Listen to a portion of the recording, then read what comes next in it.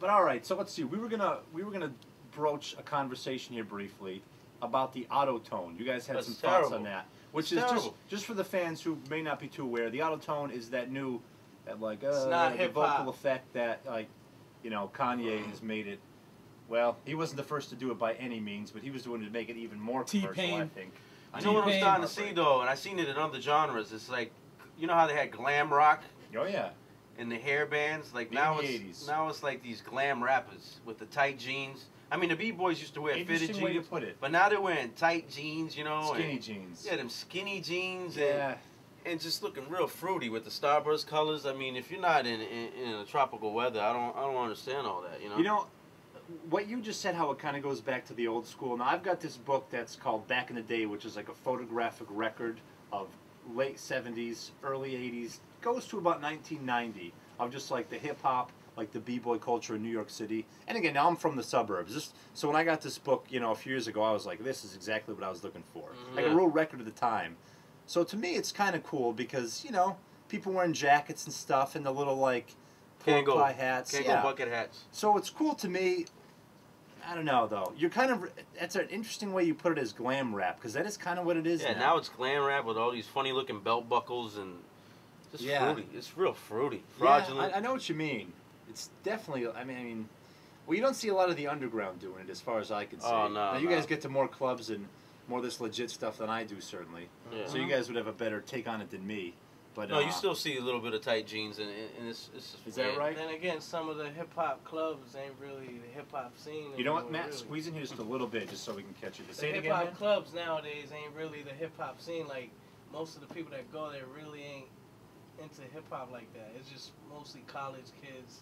Like the promoters just care about to get the sales because they gotta pay the artists regardless. Yep. If they make any money at the door or not. Yeah. So. That's what I see when I go to the shows and hand out my product. Yep. Well, you guys would know, and you guys are there more than I am. You hand out product, you said? Yeah. He's a pharmacist. Oh. CDs. But now, what did you take? Like, what did you guys think of Kanye's new album? Because I'll tell you what I thought about it. I didn't hear it. I don't care. I don't care for it. I don't know if you guys. I'm a pretty big fan of Kanye. I've liked him ever since he did 2 Words was Most Effin' Freeway. Still one of my favorite songs. Yeah, I like songs. stuff like that. But yeah. Lately, when he starts getting these Michael Jackson antics, I'm all set with him. Yeah, and that's what it is. He ain't even thinking about me anyway. I don't really care about him either. He ain't thinking about me. Why should I be thinking about yeah. Right, who cares if he's famous, honestly. Yeah. Good point. You know, Tom and I always talk about this. Tom, you know, look, if ever I was to see like a famous guy in a club, now I saw Tom Brady at a place called Felt in Boston. You guys know what that is? It's like that 3-story pool hall. Yeah, I heard about that. And I'm not the kind of guy to get autographs. So I went up to him, I said, hey man, good season. I shook his hand and I was out of there. Good season? Good season. He had a good, this was 02 after they didn't make the playoffs, but still, it was a good season. Yeah. But I mean, a man is a man. How can you approach a man and get an autograph and pictures, fawn over a guy? I mean, I can see if it's Beyonce. Yeah. I'd fawn over Beyonce. Far be it from me to not fawn over a pretty woman, but I mean, a man is a man. I don't know. You know, another thing that's crazy is these man purses the rappers are wearing too. You notice that? They're wearing like Louis Vuitton man purses. Oh God. Kanye started that. Yeah, man. Yeah. Wait, he sings about Louis Vuitton. I'm telling you, man, it's getting real metrosexual in hip hop. I mean, yeah. I don't know, I think we need to bring it back to Timbs and hoodies and no homo. Das Effect style. Yeah, a little less of that.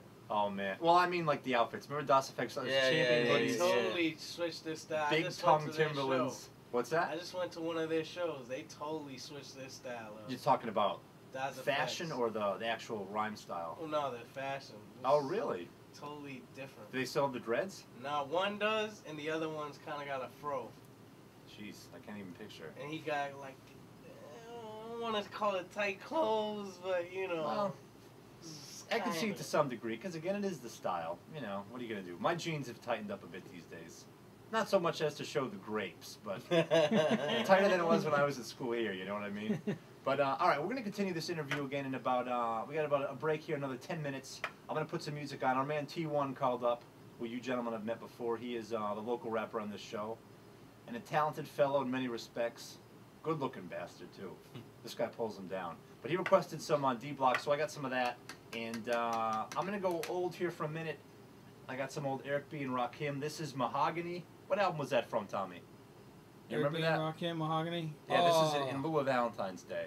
You gotta play something that has love to it. I usually just break up with him before Valentine's, so you don't have to get him anything, man. That's what I do. A School in the Summer, a class act. Yeah, man. Hey, man, I've stooped to those levels. In 8th grade, I dumped a girl before I went to Orlando because I didn't want to get one of those Figment hats. Oh. Yo, it was cold. Kay Moriarty, I'm sorry, honey. Anyway. He knows her Oh, name. Yeah, no, that's one of my first loves. Kay Moriarty from Hamden, Massachusetts. If you're out there, 508-999-8150, and that's not my home number. My wife doesn't listen. I hope not. Baby, I love you. Anyway, 89.3, we're going to be back in about 10 minutes. Matteo and Jackson are here from Framingham. I got some Eric B. and Rakim, some D-Block, then I got some new, oh, I don't know. I'll figure it out. How's your arm? It's all right. Rakim did a good show. Oh, there she is. No chance. That's your ass. All right, here's what we're going to do. I want you to pick out a song, right, that both of you are on it. Pick one out right now. Just name me a song we're going to be playing here in a minute. I got some Mos Def coming up in a minute. Then we're going to play one of yours. Yeah, that posse cut that you said you forgot. Oh, that's right. That's right. We actually talked about this. We're going to be playing, what's the name of this one? I got it right over here somewhere. What was the name of it? You guys know. Number 2 on that CD. Hold on. Rhyme related. Rhyme. All right, yeah, I'm going to have to find that No, one. no, no. I'm just kidding. Blunt force trauma. Okay, now I was going to ask, pretty much break down to me, in your minds when you guys were making this song, what was on your minds? Because I'm always interested in beats, and I'm always interested in because I've got no mind of what it takes to write a rhyme. Seriously. Well, when we heard this beat, it was more irrational. Like it sounded like something that you get a group of MCs and get them on the track and just spit as hard as they can, like rash on it. Okay, that's You know, cool. a lot of witty wordplay and Yep. metaphors, similes, punchlines. Yep. You And know. now this is one of your beats, Matteo. No, No, it's this not. is Advocate. Okay, this is not one of your beats. Well, then I'll ask you this question later on. But now, Okay. so when you write, all your writing, you're doing it live in studio to the beat, or do you have concepts you do at Sometimes home? I like to go home. You know, Yeah. like a lot of dudes say that they're starting to copy Jay-Z and say that Yeah. they need to cut it out, you know, because they really suck. It sounds like they're not writing. Some people need to write stuff down.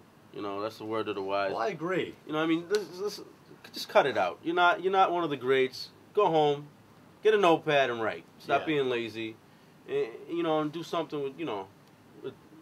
Yeah, I hear. As the Alcoholics once said, spend a little time with your rhymes and start making whack verses. Yes, please. Yeah, I hear you.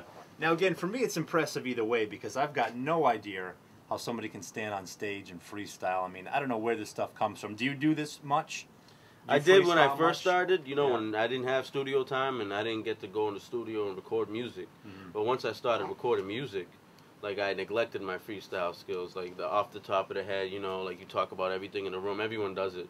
It always amazes me how people are like, oh my God, you just mentioned this and rhymed this with that, and in my head it's like, it's easy to do, you know? Right. But it is, from an audience perspective, which is usually where I am. I mean, I saw the Far Side do it once, talking like probably, like 96, they opened up, the Roots opened up for the Far Side.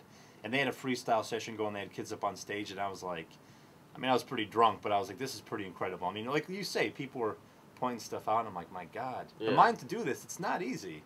I mean, trying to sit here and be witty for 2 hours with this 2 monkey, hours, isn't yeah, it? yeah, yeah. You know, it's not easy, and I can't imagine, you know, making everything rhyme, to be Yeah, totally honest That's with you. true, that's true. You know?